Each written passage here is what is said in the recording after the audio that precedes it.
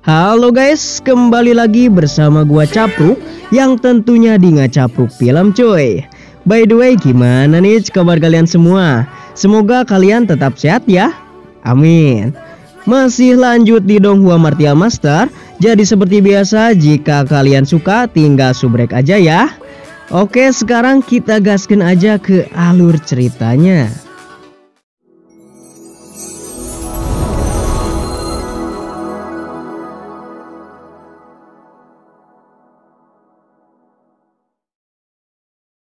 Seperti yang sudah kita ketahui di pertarungan sebelumnya, si Lin Kong yang terus-menerus melakukan serangan dengan mudahnya dipatahkan oleh si Hua Tiandu.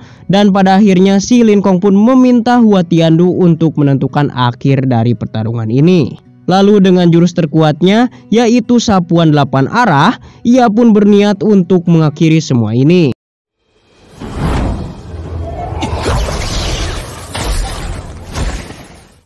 Ternyata selama ini teknik itu sudah ia latih selama 3 tahun. Dan berkat cahaya ilahi dari ibu kota ini, akhirnya ia pun berhasil memahami teknik tersebut. Namun sialnya, Hua Tiandu adalah salah satu dari 3 jenius surgawi yang pastinya tidak selemah yang ia bayangkan.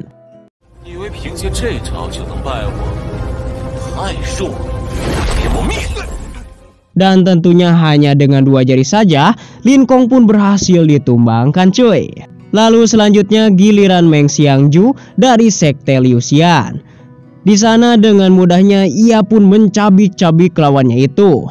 Si Hua Feiwu yang menyaksikan itu juga, ia terlihat sangat mengagumi keterampilan latihannya yang bisa disebut paling sulit. Namun berkat cahaya ilahi ibu kota kuno, akhirnya Xingju pun berhasil memahaminya. Di sisi lain si Li Kunyun juga bertanya-tanya tentang hal itu. Singkat cerita, di episode kemarin Wang Qiming tidak diperlihatkan mode bertarungnya. Namun kali ini ia terlihat sudah babak belur karena orang yang ia hadapi bukanlah orang yang lemah.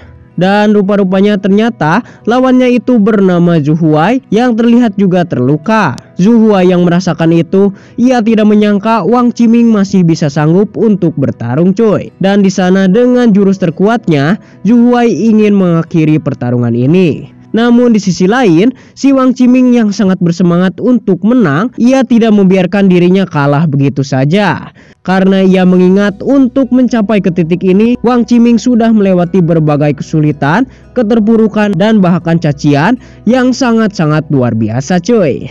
Tetapi pada akhirnya, aduan antara kedua kekuatan pun terjadi.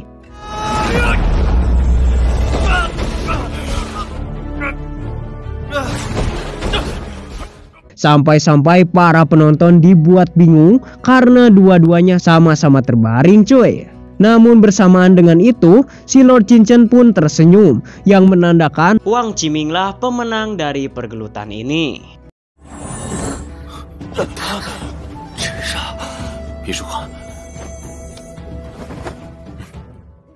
Di lain sisi, dari pihak si Zhu Huai ada yang meremehkan si Wang Qiming.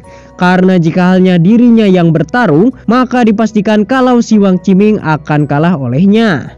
Setelah itu 3 jenius dari Xuanju pun bertarung dengan 3 jenius dari 5 kerajaan. Dan babak pertama giliran si Neng Linsang bertarung dengan melawan si Tu Sheng. Di sana si Lord Qin berkata, dari ketiga jenius Xuanzhou ini, si Tu Sheng lah yang paling kuat. Jika hanya Putri Linsang diberi waktu setengah tahun lagi, mungkin ada kesempatan untuk menang. Tapi untuk saat ini, itu sangat tidak memungkinkan. Dan yang membuat gua salut adalah sebelum pertarungan dimulai, si Lord Qin sudah mengetahui siapa yang akan menang cuy. Di antaranya yaitu Jiao Ji, Yuan Feng, dan si Tu Sheng.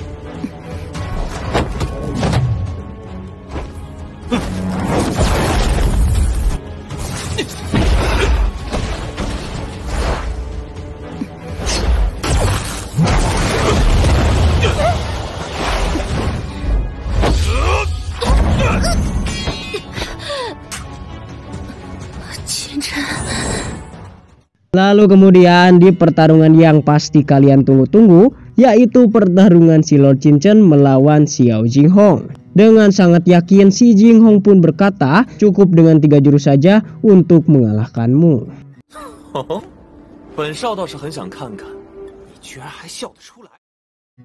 Dan serangan pertama yaitu jurus topan awan yang dengan mudahnya dihancurkan oleh si Lord Chichen.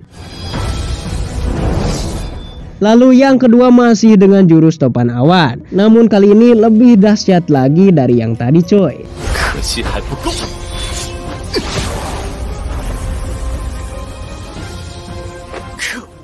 Dan yang terakhir adalah jurus kejutan awan tak terkalahkan coy. Karena ini sudah serangan yang ketiga kalinya, maka cukup dengan sedikit dari kekuatan si Lord Chichen untuk mengalahkannya.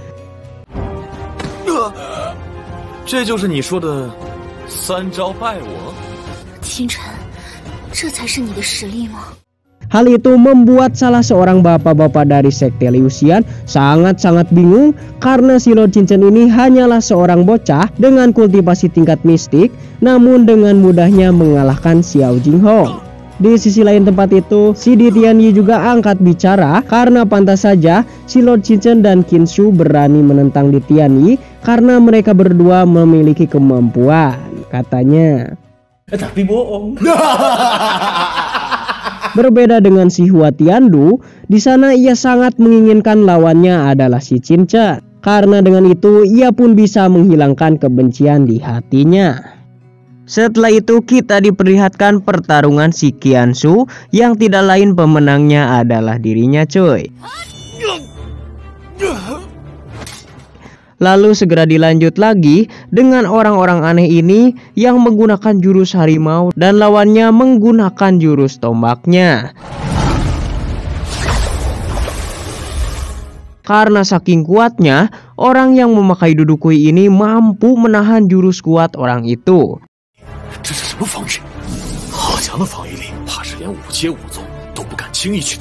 Dan juga selain mempunyai pertahanan yang mantap, ia juga berhasil melancarkan beberapa serangan balik, walaupun sesudahnya ia hampir saja terseret oleh jurus tombak bengkaknya.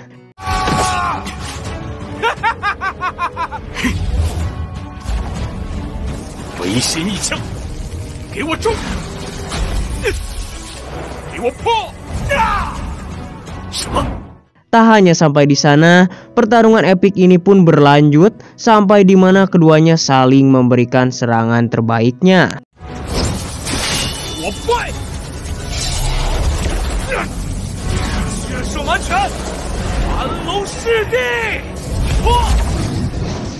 Ketika hampir saja terbunuh, beruntungnya tombak orang ini berhasil mengenai pundak lawannya. Lalu berakhirlah pertarungan ini dengan sangat sengit cuy.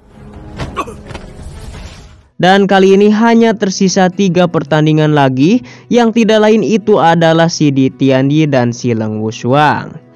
Di bawah sana si Chichen juga berkata bahwa dari ke-6 orang itu, si Di Tianyi dan Leng Wushuang lah yang merupakan terkuat di antaranya. Selain mereka ada juga orang dari faksi Guxian. Dan gawatnya, jika mereka bertemu si Di Tianyi dan Leng Wushuang, maka tidak ada kesempatan untuk menang. Tak lama dari itu, gelombang pertarungan selanjutnya dimulai, yang salah satunya yaitu anggota dari faksi Guxian. Lalu si Chichen berkata lagi bahwa mereka sangatlah beruntung karena mendapat lawan yang emang bukan tandingannya. Dari sanalah part ini pun bersambung coy. Oke squad Capruk, gimana nih, seru gak? Kalau seru jangan lupa like, komen, juga subscribe-nya. Gua Capruk undur diri, see you next video. Wassalam dan goodbye.